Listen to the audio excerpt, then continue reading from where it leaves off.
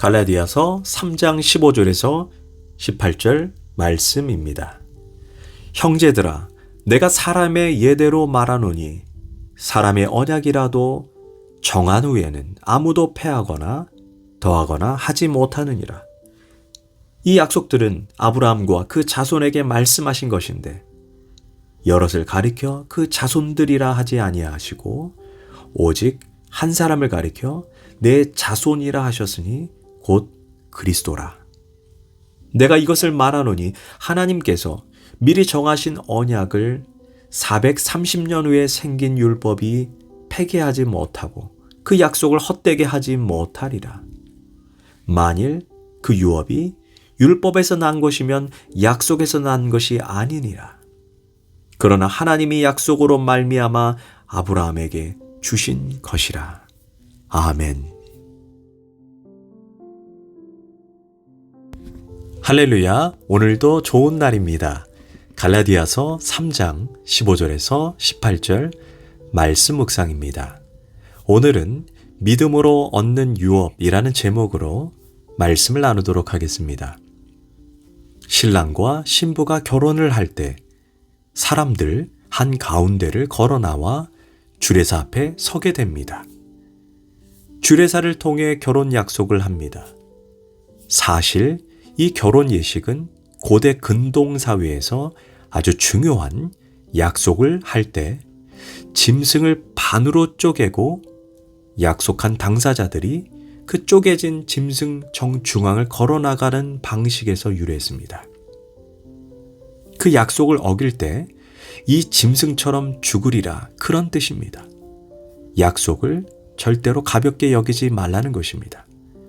이처럼 약속은 결혼 약속이든 어떤 약속이든 당사자들 사이에 목숨을 거는 것처럼 반드시 지키는 신의가 있어야 합니다. 창세기 15장에서 하나님께서 아브라함과 언약을 맺을 때에도 쪼갠 고기 사이를 지나가시며 약속했습니다. 우리는 하나님과의 관계, 사람과 사람과의 관계에서도 약속은 이런 마음으로 지켜야 합니다.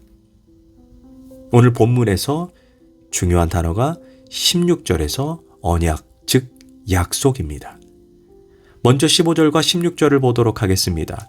형제들아, 내가 사람의 예대로 말하노니 사람의 언약이라도 정한 후에는 아무도 패하거나 더하거나 하지 못하느니라.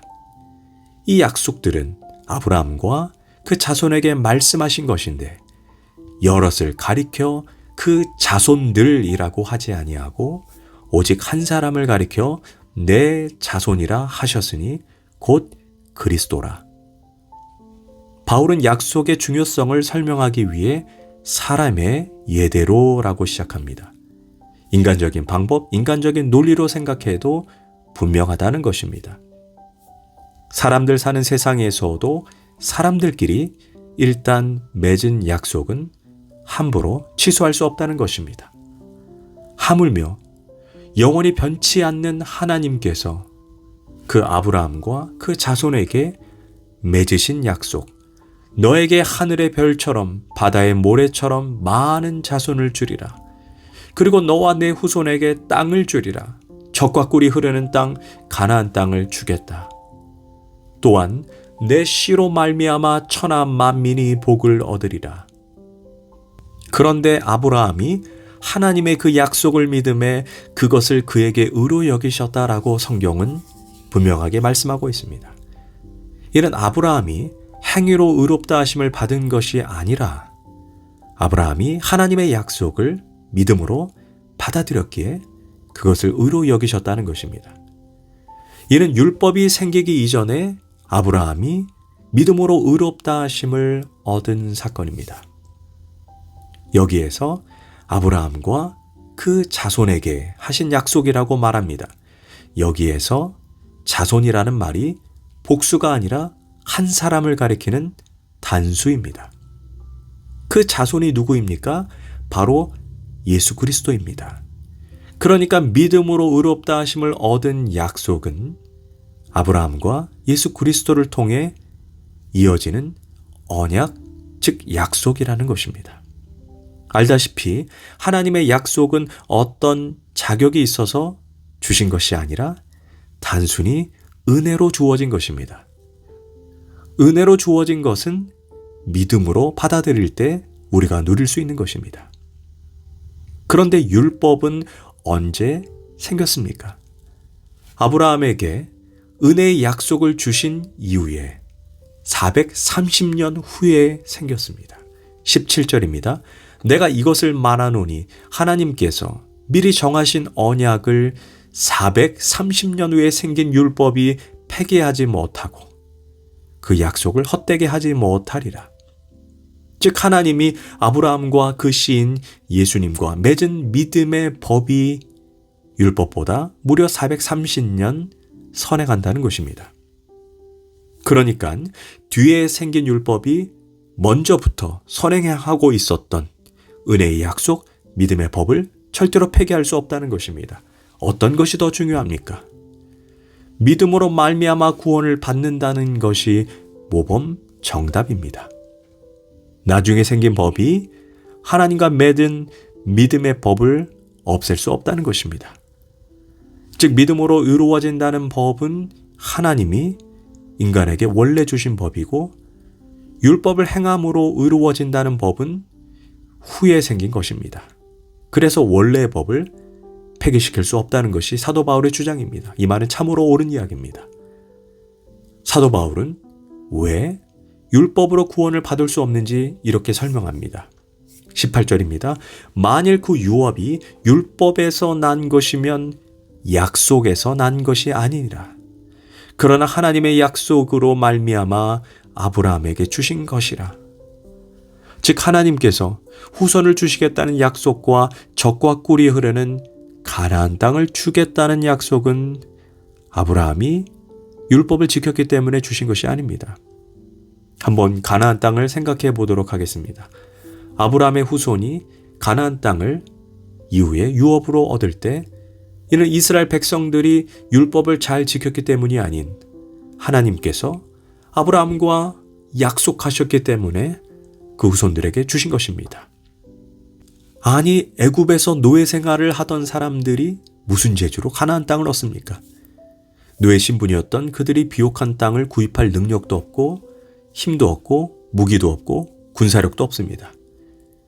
그들은 애굽을 탈출한 후에도 계속해서 원망하고 불평했습니다. 이스라엘 백성들이 가나안 땅을 차지하는 것은 그러니까 율법을 지켰기 때문이 아니라 오직 너와 내 후손에게 젖과 꿀이 흐르는 가나안 땅을 주리라 그 약속을 믿었기 때문에 은혜로 주어진 것입니다. 그렇다면 내가 율법을 지키는 것이 강력한 힘을 발휘합니까? 아니면 하나님의 은혜로운 약속이 강력한 힘을 발휘합니까? 비교가 안 됩니다. 하나님의 약속이 훨씬 더 강력한 것입니다.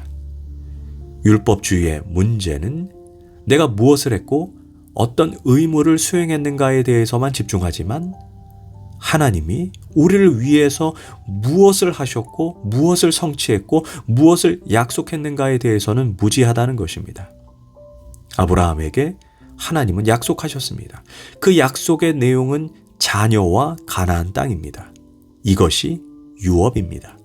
그리고 그 약속하신 유업을 얻는 방법은 그 약속을 단지 믿는 것입니다. 율법을 행함으로써가 아니고 은혜의 약속을 믿을 때 유업이 성취됩니다. 이제 아브라함이라는 개인을 넘어서 생각해 보면 하나님이 아브라함에게 주신 약속이 오늘 나와 무슨 의미가 있습니까?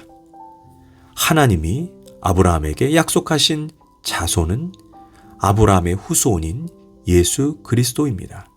그 씨로 말미암아 복을 받는다라고 했습니다. 그 씨가 바로 예수님입니다. 바로 율법이 아닌 믿음의 법인 십자가의 법, 예수님을 믿는 믿음을 통해 우리는 영원한 천국 하나님의 나라, 구원의 영생을 유업으로 얻게 되는 것입니다. 이는 아브라함처럼 믿음으로 의롭담을 받은 사람에게 주신 약속입니다.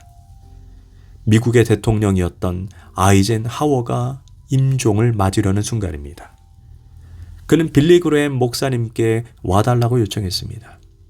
그는 마지막으로 빌리 그레햄 목사님에게 이렇게 말했습니다. 목사님, 하나님을 어떻게 만나야 하는지 확신이 서지 않습니다. 저는 두렵습니다. 저를 도와주십시오. 그 말을 듣고 빌리 그레이엄 목사님은 이렇게 말합니다. 사람이 하나님 앞에 설 때 자기의 의로 서는 것이 아닙니다. 우리는 다 죄인입니다. 잘한 일도 있고 못한 일도 있겠지만 하나님 앞에 내놓을 수 있는 의, 잘했다고 내놓을 수 있는 것은 아무것도 없습니다. 오직 십자가의 은혜, 우리를 위한 십자가를 지신 그 은혜를 감사하는 마음으로, 믿음으로 담대하게 받아들이십시오. 그러면 내가 하나님의 자녀라는 것을 하나님께서 확증해 주시고 자녀로 영접해 주실 것입니다. 그 순간 아이젠하워는 잠시 눈을 감고 기도합니다. 할렐루야 목사님, 저는 이제 갈 준비가 되었습니다. 그리고 그는 세상을 떠났습니다. 어떻게 해야 하나님 앞에 의롭다함을 얻을 수 있겠습니까? 하나님의 은혜로 주신 유업, 영원한 나라는 오직 믿음으로만 가능합니다. 우리의 생각은 행위가 중요한 것 같습니다. 그러나 아닙니다. 은혜와 약속이 훨씬 더 중요합니다. 가정에서 부모님들이 자식을 대할 때 어떤 자세로 대합니까? 근본적으로 은혜와 사랑입니다.